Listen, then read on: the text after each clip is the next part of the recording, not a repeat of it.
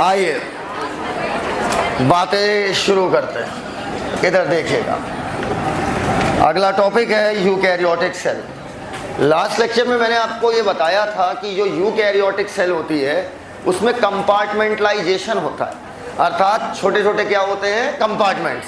Compartment क्यों होते हैं? क्योंकि उसमें पाए जाते हैं मेम्ब्रेन बाउंड ऑर्गेनेल्स। पक्का?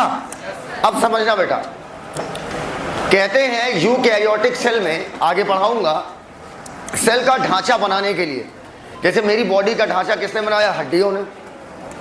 वैसे सेल का ढांचा बनाते हैं आपकी प्रोटीन्स। अगर बॉडी का ढांचा है तो ह्यूमन स्केलेटन बोल देते हो, सेल का ढांचा होगा तो साइटोस्केलेटन। साइटो का मतलब क्या हो गया? सेल। तो यूकैरियोटिक सेल में साइटोस्केलेटन पाए जाते हैं, प्रोटीन के ढांचे पाए जाते हैं। वो देखने में कैसे होते हैं वो हम अगले लेक्चर में सीखेंगे। ठीक, एक बेटा आटा मंगा लेना, ओ हीरो आटा मंगा लेना, आटा। ठीक है। अच्छा, इसके बाद अगर हम आगे बात करें तो एक तरफ लिखिए प्लांट सेल और एक तरफ लिखिए एनिमल सेल। लिखो,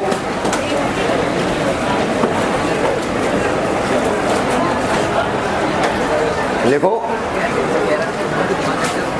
अच्छा, तुम लोग की उम्र में लड़ाई का बड़ा जोश रहता है ना? हाँ? तुम लोग को नहीं बता रहे हैं, तुम लोग की क्या लड़ाई होगी? बाल नोचोगी बस एक दूसरे।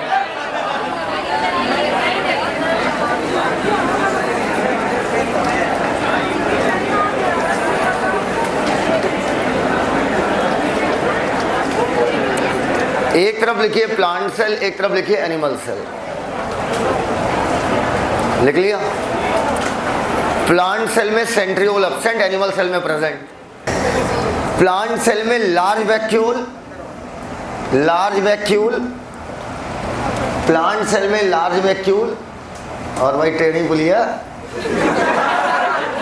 प्लांट सेल में लार्ज वैक्यूल,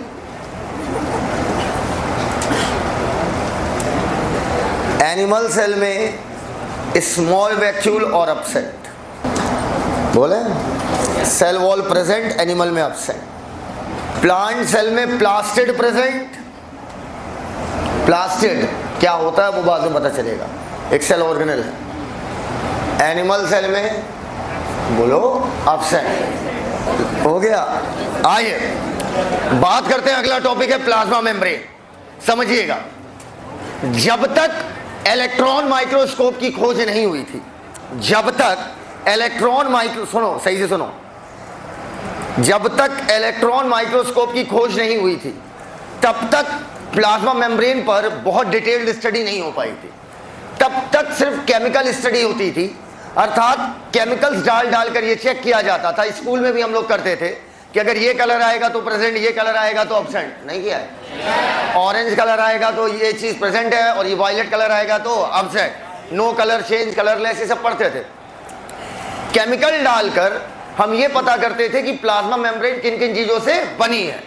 लेकिन प्लाज्मा मेम्ब्रेन के बारे में डिटेल्ड स्टडी तब हो पाई जब आपका इलेक्ट्रॉन माइक्रोस्कोप आया। वो आया 1950 के दशक में। अब आप कहोगे सर एक एक्यूरेट समय बताओ, इस दिन लॉन्च हुआ, ये दशक आप क्या बता रहे हो? क्योंकि बेटा इलेक्ट्रॉन माइक्रोस्कोप जब आया तो आने के बाद लगातार इलेक्ट्रॉन माइक्रोस्कोप अपडेट होता रहा। अपडेट कहने का मतलब और अच्छा और अच्छा और अच्छा। तो जब आया तुरंत एक्सेप्ट नहीं हुआ। जब फर्स्ट डे लॉन्च हुआ है उसके 3 दिन बाद उसका अपडेटेड वर्जन लॉन्च हुआ है, फिर 7 दिन बाद अगला, मतलब धड़ाधड़। क्योंकि भाई सीधी बात है, माइक्रोस्कोपी में इतना एडवांसमेंट। भाई इलेक्ट्रॉन माइक्रोस्कोप का मतलब समझ रहे हो, वो प्रोटीन दिखा देगा तुम्हें। इतना इतना डिटेल्ड स्टडी करता है इलेक्ट्रॉन माइक्रोस्कोप। तो अब इलेक्ट्रॉन माइक्रोस्कोप को 1950 में आया बोलना गलत हो जाएगा, 1950s लिखते हैं, अर्थात 50 के दशक में। अब 50 के दशक में जब इलेक्ट्रॉन माइक्रोस्कोप आया तब हमने डिटेल्ड स्टडी करी प्लाज्मा मेम्ब्रेन की, और हमने देखा कि प्लाज्मा मेम्ब्रेन में लिपिड पाया जाता है। बेटा सभी लोग अपना एक हाथ ऐसे करो, ऐसे एक हाथ ऐसे करो, बोलो फॉस्फेट, लिपिड, फॉस्फोलिपिड। समझ गए बात को? फॉस्फेट और लिपिड जोड़ दोगे तो क्या बन जाएगा? फॉस्फोलिपिड। भाई हो गया। अब ये देखो देखो, जिन लोगों की, जो लोग हैं ना इस कैटेगरी वाले, उनको हल्का सा एक बार कर दो फिर उनका लगातार चालू रहेगा। अब सुनो, कहते हैं अगर एग्जाम में बोलता है कि प्लाज्मा मेम्ब्रेन में लिपिड होता है तो बात सही है, और लिपिड और फॉस्फोलिपिड में एक आंसर लगाना हो तो आप क्या लगाओगे? फॉस्फोलिपिड। अब इधर देखो बेटा, फॉस्फोलिपिड देखने में कुछ ऐसा होता है, उसमें टेल होगी और एक हेड होगा। ये वाला पोर्शन क्या कहलाएगा? हेड। और पीछे वाला पोर्शन क्या कहलाएगा? टेल। हेड जो होता है वो पोलर होता है। हेड क्या होता है? पोलर। और टेल इसकी क्या होती है? Non polar. तो मेरी बात समझना, ये बताओ वाटर पोलर है कि नॉन पोलर? कौन करे भैया पोलर है वाटर? वाटर पोलर मॉलिक्यूल है। वे क्या केमिस्ट्री पढ़ते हो भैया? वाटर पोलर है। हाँ, क्या केमिस्ट्री पढ़ते हो? इधर देखो बेटा, मान लो ये प्लाज्मा मेम्ब्रेन है, ठीक। अगर मैं प्लाज्मा मेम्ब्रेन को झूम करके देखूं, कैसे बेटा? झूम के देखता हूं, तो मैंने उसी एक मेम्ब्रेन को क्या कर दिया? चौड़ा। क्योंकि अब हम इसे कैसे देख रहे हैं? झूम करके। अब यहां पर समझना, सेल के अंदर भी पानी है, सेल के अंदर भी पानी है, और सेल के बाहर भी पानी है। अंदर भी पानी है और बाहर भी पानी है। पक्का? पानी ही पानी है। अब आओ, ये बताओ, पोलर पोलर से अट्रैक्ट होगा कि नॉन पोलर? पोलर पोलर से। डेढ़ गुलिया, डेढ़ मुड़वा। पोलर पोलर से अट्रैक्ट होगा कि नॉन पोलर से? पोलर से। तो बताओ हेड किधर रहना चाहेगा? पानी की तरफ या पानी के अगेंस्ट? लेकिन टेल साला नॉन पोलर है। टेल क्या है? Non polar. और समस्या क्या है? हेड और टेल दोनों जुड़े हुए हैं। और भाई अंदर भी पानी है, बाहर भी पानी है। हेड अंदर की तरफ भी जाना चाहेगा और बाहर, लेकिन क्या टेल कहीं जाना चाहेगी? बोलते ही नहीं हो यार भाई। तो हेड जो है, अगर आपने इधर किया तो टेल इधर आ जाएगी, ये भी गड़बड़ हो जाएगा। हेड तक तो ठीक था कोमल गुप्ता, मामला टेल में गड़बड़ा गया तुम्हारा। अब सुनो, अगर हेड इधर किया तो भी लफड़ा, टेल इधर आ जाएगी। बोलो यार, मैं चाहता हूं दोनों तरफ क्या हो? हेड, और टेल अंदर आ जाए भाई, क्योंकि टेल पानी को फेस नहीं कर पाएगी। हाइड्रोफोबिक है टेल। हाइड्रोफोबिक कहने का मतलब पानी से जो नफरत करे। बका फोबिया मतलब क्या होता है? डर। अच्छा, कभी आपने फोबियास पढ़े हैं? कितने फोबिया पढ़े हैं? हमने 50-60 फोबिया पढ़े हैं। पहले एक किताब आती थी दिनेश, एक किताब आती थी दिनेश नाम का, उसमें फोबियास की लिस्ट थी, मैंने पूरी पढ़ी थी, बड़ा मजा आया था। एक होता है ट्राइडेस्कोफोबिया। ट्राइडेस्कोफोबिया में पता क्या होता है? जिसको मोटी ट्राइडेस्कोफोबिया का मतलब समझते हो क्या होता है? ट्राइडेस्कोफोबिया में क्या होता है कि जिस इंसान को ट्राइडेस्कोफोबिया है वो 13 डिजिट कभी नहीं देख सकता। 13 नंबर, अगर 13 नंबर वो देख लिया ना, वो पागल हो जाएगा। मतलब 13 लिख ही नहीं सकता, ना देख सकता ना लिख सकता है। 13 नंबर से एक अजीबो गरीब डर, समझना मेरी बात, 13 नंबर से एक अजीबो गरीब डर, अजीबो अजीब टाइप का। हाँ, आपको पता है 13 नंबर एक बहुत बड़ी मिस्ट्री है। कितने लोगों ने वेद पढ़ी है? वेद कौन सी पढ़ी है? ऋग, यजुर, कौन सी? अथर्व, कौन सी? ऋग्वेद पढ़ी है? ऋग्वेद तंत्र मंत्र फूकती हो? अब सुनो, तो बेटा वेदों में 13 संख्या का बड़ा महत्व है। तो ट्राइडेस्कोफोबिया में इंसान 13 नंबर नहीं देख सकता। कितने लोग को ऐसा है? कोई है ऐसा? नहीं हो तो फिर 13 ही 13 लिखेंगे आज। तो अब सुनो मेरी बात, तो टेल हाइड्रोफोबिक है, टेल पानी को फेस नहीं कर सकती। तो हमने क्या किया? हमने लिपिड की 2 लेयर बना दी, अर्थात एक ऐसे और एक ऐसे। अब दोनों तरफ क्या आ रहा है आपका? हेड, और टेल किधर हो गई बेटा? अंदर। बोल दो भैया। अब ऐसे मैंने लिपिड की क्या बना दी? लेयर। कितने लोगों ने आज तक देसी घी खाया है? हाथ ऊपर करें। बिल्कुल, अगर देसी घी अगर आप वो उबाले, मैं तो बहुत खाता हूँ, बहुत। बेटा किसी के घर में देसी घी बनता हो भाई भेजिएगा, है ना? हाँ तो भेजिएगा, मैं एक्सेप्ट कर लूँगा। अगर ओरिजिनल देसी घी अगर आप बॉईल करो, है ना, बॉईल करो है 1000 भक्त इधर अगर आप बॉईल करो तो देखो बिल्कुल नाक जैसा हो जाता है। होता है तो तुम्हारे यहाँ देसी ने तुम्हारे परदेसी घी होगा, इधर इनके हम बकरे से घी निकाले।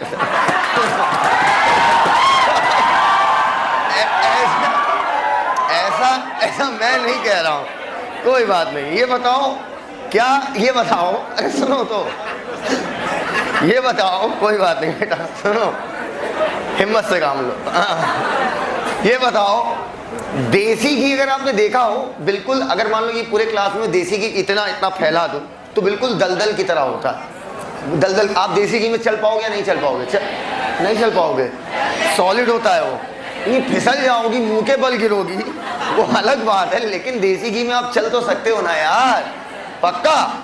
अब बेटा लिपिड की ये जो लेयर है, मैं पूरे में नहीं बनाऊंगा। लिपिड की ये एक लेयर है या दो लेयर है? दो। मैं पूरे में नहीं बनाऊंगा, मैं पूरे में नहीं बनाऊंगा, मैं पूरे में नहीं बनाऊंगा, बस अब इतना ही बनेगा। अब ये जो प्लाज्मा मेम्ब्रेन की लिपिड की कौन सी लेयर है? By layer. इसमें आपके प्रोटीन टहलते हैं। कौन टीन? प्रोटीन। ये मान लीजिए प्रोटीन है, ठीक, और एक प्रोटीन मैंने ये बनाया। बताइए दोनों में कौन सा प्रोटीन आप आसानी से खींच के निकाल सकते हो? हाँ, ये वाला या वो वाला? ये वाला कि वो वाला? ये वाला आसानी से निकाल लोगे बेटा, क्योंकि वो बाहर की तरफ है ना। On the basis of ease of extraction. Ease of extraction कहने का मतलब कितनी आसानी से आप उसे निकाल सकते हो। लिखिए, प्रोटीन लिखिए, दो पार्ट में डिवाइड कीजिए। प्रोटीन लिखिए, दो पार्ट में डिवाइड करिए।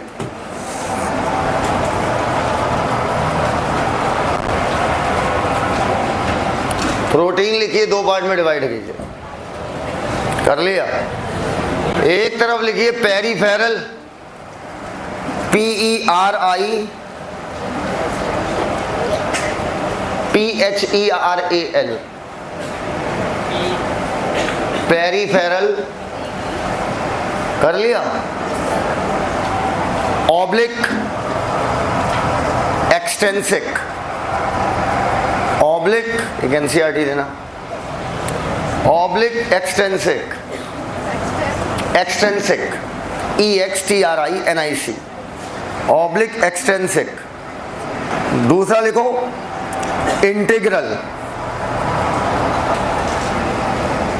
Oblique intrinsic, integral, oblique intrinsic.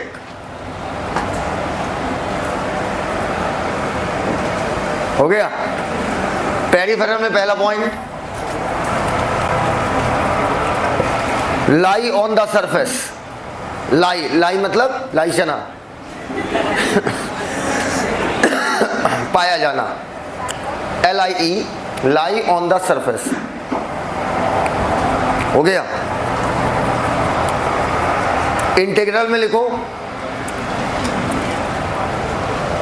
Totally oblique partially buried, BURIED, totally oblique partially buried. बरी मतलब रिहा होना, BURIED, बरीड। तो टोटली ऑब्लिक और पार्शियली बरीड। कर लिया? बेस लिखो ईज ऑफ एक्सट्रैक्शन। ईज मतलब आसानी। अब इसको बनाइएगा और टेल में लिख लीजिएगा सैचुरेटेड हाइड्रोकार्बन। सैचुरेटेड हाइड्रोकार्बन का बना होता है। अगर अनसैचुरेटेड होगा तो रिएक्शन दे देगा ना। बोलो भैया। लिखो plasma membrane of RBC।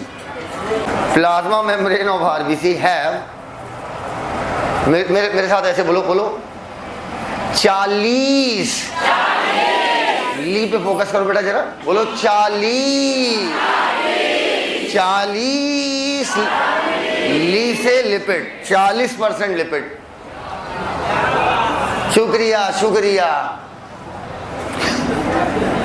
40% lipid and 52% protein, and 52% protein. 52 मतलब 52, 60 में 8 कम, 50 में 2 ज़्यादा, 100 में 48 कम। हाँ। हो गया, चलो लिखा, लिखो, लास्ट पॉइंट खत्म। Cholesterol provide rigidity to plasma membrane. लिखो ऊपर, अगर मैं प्लाज्मा मेम्ब्रेन को माइक्रोस्कोप से देखूं ना, तो इधर देखिएगा, तो उसमें प्रोटीन बीच बीच में धसे होते हैं, देखने में चितकबरी दिखती है। कैसे बेटा? चितकबरी, जैसे तने का मुंह। कैसे दिखेगी बेटा? चितकबरी समझते हो ना, बीच बीच में धब्बे दिखेंगे। वो धब्बे किस चीज के बेटा? प्रोटीन के। प्लाज्मा मेम्ब्रेन दलदली है। दलदली कहने का मतलब हुआ कि कहीं पर एक जगह स्ट्रॉन्गनेस से नहीं खड़ी होगी, बह रहा होगा धीरे धीरे, दलदल की तरह। पक्का? लिखो फ्लूइड मोज़ेक मॉडल। इसके बाद एनसीईआरटी मत, रुक, पहले एक ट्रिपल टिक वाला पॉइंट लिखना था। हाँ वो लिखो, लिखो 1950, 1950s कर लो, एस लगा दो। 1950, 1950s कर लिया के पहले आरबीसी पर केमिकल स्टडी करी जाती थी। आरबीसी पर केमिकल स्टडी करी जाती थी। Full stop. Next point, NCERT मत पढ़ना, इसके बाद बता दे रहा हूं ना, बिल्कुल नहीं, वो इसी कंटेंट को बहुत फैला के लिख दिया है। Fluid mosaic model, fluid mosaic, fluid क्यों? क्योंकि प्लाज्मा मेम्ब्रेन कैसी है? दलदली। जो चीज बहे उसे क्या बोलते हैं? फ्लूइड। जैसे हवा भी आपकी क्या है? फ्लूइड है। हवा फ्लूइड है सालो? हाँ बिल्कुल है। जो चीज बहती है वो क्या है? फ्लूइड। जैसे बिटिया तुम लोग में गधापना क्या है? फ्लूइड, बहता है, कुछ नहीं। Fluid mosaic model was given by Singer and Nicolson. Singer and Nicolson दो वैज्ञानिक थे, इसलिए 1972। तीन होते तो 73 हो जाता, तो आप में बहस ज्यादा होती ना। Fluid mosaic model was given by Singer and Nicolson 1972। इधर देखो, मेरे हाथ को देखो बेटा, प्लाज्मा मेम्ब्रेन दलदली है क्या? तो प्लाज्मा मेम्ब्रेन में से प्रोटीन तैरता होगा, लेटरल मतलब इधर उधर अगल बगल तैरता होगा। देखो जब तक बताओगे नहीं तैर रहा, तब तक हम तैराते रहेंगे। तैर रहा है। देखो lateral movement of protein in quasi fluid मतलब दलदली। और किसी को क्वासी की स्पेलिंग पूछना हो तो बेटा मार्शी लिख लेना। देखो in quasi fluid, QUASI, quasi fluid, lipid bilayer is called fluidity. ये बताओ अगर ये दलदली नहीं सॉलिड होता तो क्या प्रोटीन तैर पाता? बोल दो भैया। हो गया, फुल स्टॉप।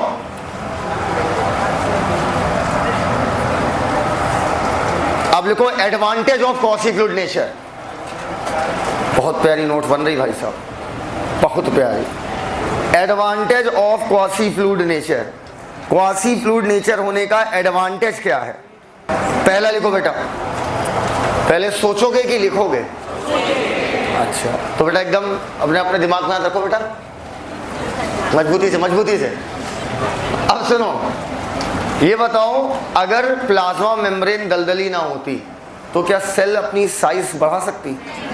अगर ये दीवारें सॉलिड की बनी होती तो क्या सेल का साइज बढ़ता? क्या पहला फायदा, सेल ग्रोथ। वे मारिस तुम वाइटनर यूज कर रहे हो, वे लड़के हो भाई, गोचो ऊपर लिखो। जंक्शन मतलब जहां पर दो चीजें आपस में मिलती हो। ये मान लीजिए एक सेल है, ये मान लीजिए एक सेल है, और ये मान लीजिए दूसरी सेल है। दोनों की प्लाज्मा मेम्ब्रेन, गौर से देखो यहां पर क्या है? फ्यूज्ड। दो सेल के बीच में जो जंक्शन है वो क्या होगा? Intercellular junction. क्योंकि दो सेल, बेटा सुनते जाओ, बड़ा आसान चैप्टर है। दो सेल के बीच का जंक्शन है तो इंटरसेलुलर जंक्शन। अगर ये दलदली नहीं, ये सॉलिड होती तो क्या आपस में फ्यूज हो पाती? दूसरा फंक्शन, दूसरा advantage, formation of intercellular junction. हो गया? मान लो सेल इस चीज को खाना चाहती है, ऊपर बेटा देखा करो, इस चीज को सेल खाना चाहती है, क्या करना चाह रही है? हाँ, तो बताओ अगर ये सॉलिड होता तो क्या ये अंदर जा पाता? नहीं। दलदली इस वजह से आसानी से किधर जा रहा है? अंदर। इंडो का मतलब अंदर, साइटो का मतलब सेल, इंडोसाइटोसिस। तो रटा थोड़ी जाता है, कॉन्सेप्ट लगाइए, कॉन्सेप्ट। इंडोसाइटोसिस। ये बताओ जब सेल डिवाइड करती है तो प्लाज्मा मेम्ब्रेन भी बीच से कटती होगी। अगर सॉलिड होती तो क्या आसानी से कट पाती? नहीं। लास्ट सेल डिवीजन खत्म। आओ बेटा, transport of substance, transport of substance between cells. Cell के बीच अगर सब्सटेंस का ट्रांसपोर्ट हो रहा है तो कैसे होगा? पहला डिफ्यूजन, दूसरा जुगाड़ वाला डिफ्यूजन। जुगाड़ वाला कहने का मतलब फैसिलिटेटेड डिफ्यूजन। तीसरा एक्टिव ट्रांसपोर्ट।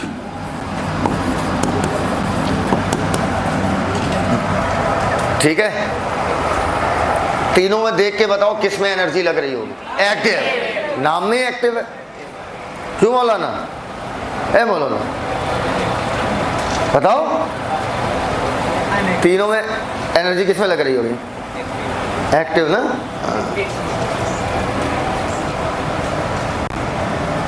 इधर देखिए, डिफ्यूजन में चीजें हाई से लो की तरफ जाएंगी, ज्यादा से कम की तरफ। फैसिलिटेटेड में भी हाई टू लो, और एक्टिव ट्रांसपोर्ट में उल्टा, लो टू हाई। हो गया?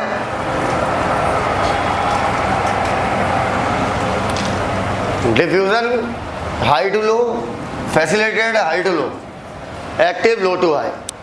जब कोई चीज हाई टू लो जाती है तो इसे बोलते हैं along the concentration gradient,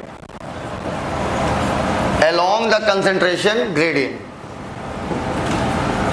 ठीक है?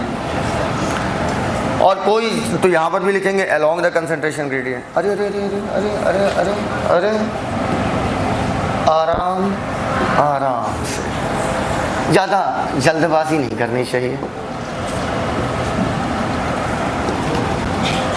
और जब लो से हाई जाएगी अगेंस्ट द कंसंट्रेशन ग्रेडियंट।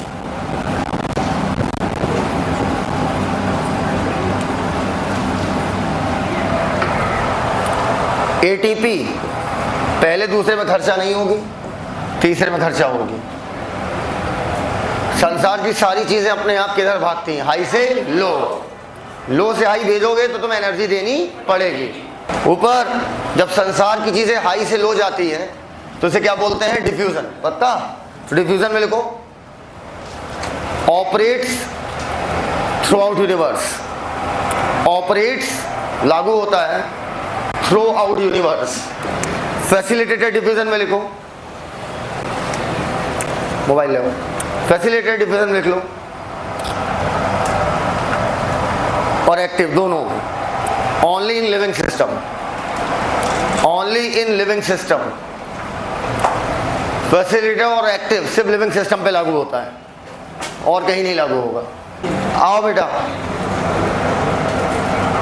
ये बताओ प्लाज्मा मेम्ब्रेन किसकी बनी? लिपिड की या लिपिड की? हाँ, किसकी बनी है? लिपिड। नहीं, प्रोटीन कोलेस्ट्रॉल भी है लेकिन लिपिड सबसे ज्यादा है, सबसे ज्यादा है। 40 लिपिड है, 52 प्रोटीन है। मान लो ये पानी का मॉलिक्यूल है या कोई वाटर सॉल्युबल सब्सटेंस है। बताओ क्या वाटर सॉल्युबल सब्सटेंसेस, शाबाश बेटा, साल भर की सैलरी चली जाएगी तुम्हारी। वाटर सॉल्युबल सब्सटेंसेस या पानी क्या बेटा लिपिड को क्रॉस कर पाएगा? बोलते ही नहीं हो यार। इसके लिए बीच बीच में क्या बने होते हैं? रास्ते। और वो रास्ते किसके बने हैं? प्रोटीन के। पक्का? यहां पर भी डिफ्यूजन हो रहा है, चीजें अपनी ज्यादा मात्रा से कम मात्रा की तरफ जा रही हैं, लेकिन यहां आपने इस्तेमाल क्या किया? जुगाड़। एकदम क्लियर है वाली बात? क्लियर है? पॉइंट बनाओ 2-4 लाइन छोड़ के, अभी उसमें 2-4 लाइन छोड़ दो। लिखो नोट, लड़कियों चिल्लर, डॉलर, स्पेलिंग बताओ डॉलर की। एक मिनट, क्या? हाँ डॉलर, वो एक पहले आता था, एक कार्टून आता था, एक कार्टून में मिस्टर, हाँ उसमें डॉलर उनके कुत्ता का नाम था। हाँ लिखो बेटा, हाँ डॉलर लिख सकते हो, लिखो। मैंने कुछ नहीं कहा, हाँ लिखो लिखो। नोट, प्लाज्मा मेम्ब्रेन लिपिड की बनी होती है। तो वाटर और वाटर सॉल्युबल सब्सटेंसेस, बिलाल भाई कहाँ है? बिलाल भाई, अच्छा यही तो है। तो वाटर और water soluble substances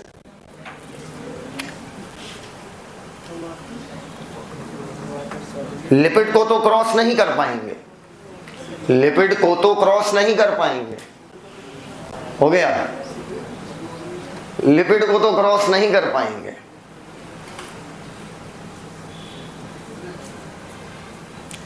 that's why plasma membrane में प्रोटीन के चैनल्स बने होते हैं।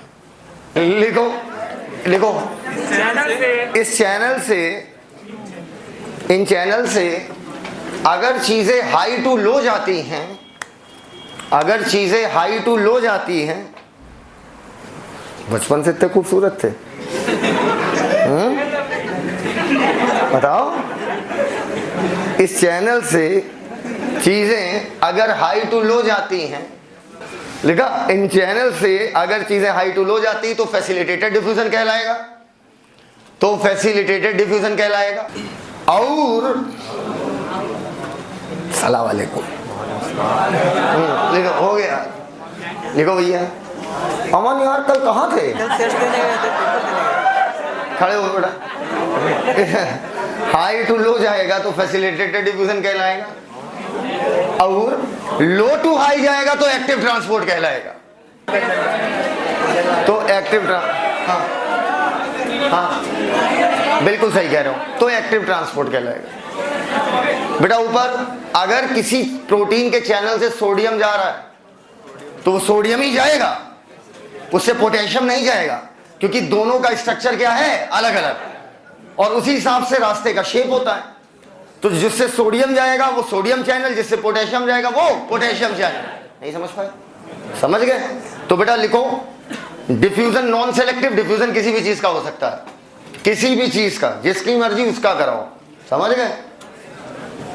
अभी इसी माहौल में अगर किसी ने छोड़ दिया तो उसका भी तो क्या होगा? डिफ्यूजन होगा। बोलो बेटा। और अगर एक साथ पूरी क्लास लें तो बवाल हो जाएगा यार, बड़ी दिक्कत की बात है। मेरी सोच बहुत ऊपर तक है, मैं कुछ भी कभी भी कहीं भी एक समय में बहुत कुछ सोच सकता हूं। लिखो, नॉन सेलेक्टिव, बाकी दोनों सेलेक्टिव। हो गया? पहला non selective, diffusion non selective, और बाकी दोनों सेलेक्टिव। कर लिया? लिखो, न्यूट्रल सल्यूट डिफ्यूजन का एग्जांपल कौन जाएगा? न्यूट्रल सल्यूट डिफ्यूजन से जाएंगे। अरे न्यूट्रल सल्यूट डिफ्यूजन से जाएगा। दूसरा लिखना, फैसिलिटेटेड में पानी। चुप रहे बे। फैसिलिटेटेड में पानी, वाटर। बेटा water and water soluble substances. बेटा लिखो, एक्टिव में सोडियम पोटेशियम पंप। लिखो, सोडियम पोटेशियम पंप हो गया भैया? हो गया? हेडिंग डालिए सेल वॉल। लिखो, सेल वॉल। लिखा? अंडरलाइन करो। नॉन लिविंग, पहला पॉइंट, नॉन लिविंग, नोट्स ऊपर कुछ देखना नहीं। नॉन लिविंग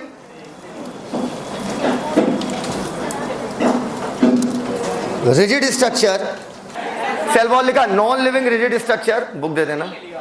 दूसरा, प्रेजेंट इन मोनेरा ब्रैकेट में except mycoplasma, chrysophyte, CH, chrysophyte लिख लिया। स्पेलिंग नहीं बनाती तो डाइएटम और गोल्डन एल्गी लिख लेना। माइको एक्सेप्ट माइकोप्लाज्मा ब्रैकेट बंद, comma, chrysophytes, comma, dinoflagellates, comma fungi comma नहीं एंड प्लांट, एंड प्लांट बोला तो बेटा, फंजाई एंड प्लांट लिखा, इनमें प्रेजेंट है, बाकियों में एब्सेंट। हो गया। Function give shape to the cell, पहला give shape to the cell, cell को शेप देने का काम करती है। दूसरा protect cell from mechanical damage, protect cell from mechanical damage, cell wall है तो क्या कोई बैक्टीरिया घुस पाएगा? नहीं। Protect cell from mechanical damage and infection लिखो। एंड दूसरा अगला provide barrier to undesirable, undesirable मतलब जो सेल को चाहिए। अरे वाह, what a English you have. To undesirable macromolecule, बड़े बड़े मॉलिक्यूल घुस नहीं पाएंगे। ये बताओ अगर दो प्लांट सेल आपस में चिपकी हैं तो बताओ प्लाज्मा मेम्ब्रेन चिपकी कि cell wall? Last function help in cell to cell interaction, help in cell to cell interaction. अगला लिखो एल्गी डैश, एल्गी की सेल वॉल किसकी बनी है? एल्गी की सेल वॉल में क्या क्या होगा? Cellulose comma galactans, galactans GALACTANS, galactans, mannans MANNANS, mannans MANNANS हो गया मैनेंस, कॉमा मिनरल, लगातार दो M एक साथ है, मैनेंस और mineral, like calcium carbonate, like calcium carbonate. अब मेरे साथ पहले बोलो, एक बार बोलो सेलुलोज, गंदगी मचाओ, cellulose, galactans, mannans, mineral, like calcium carbonate. दोबारा पहला galactans, mannans, mineral, like calcium carbonate, cellulose, like calcium carbonate, cellulose, कर लिया। अब लिखो plant, cellulose, galactans, mannans, mineral, like calcium carbonate, ठीक है। प्लांट, आज की बातें यहीं तक, बाकी बातें ये लिखने के बाद हम लोग कर लेंगे, ठीक है। सेलुलोज तो पढ़ाने का मन बहुत करता है, बहुत गर्मी लग रही, बर्दाश्त नहीं हो रही। लिखो सेलुलोज, प्लांट में सेलुलोज, कौन बे? Hemicellulose, pectin protein, pectin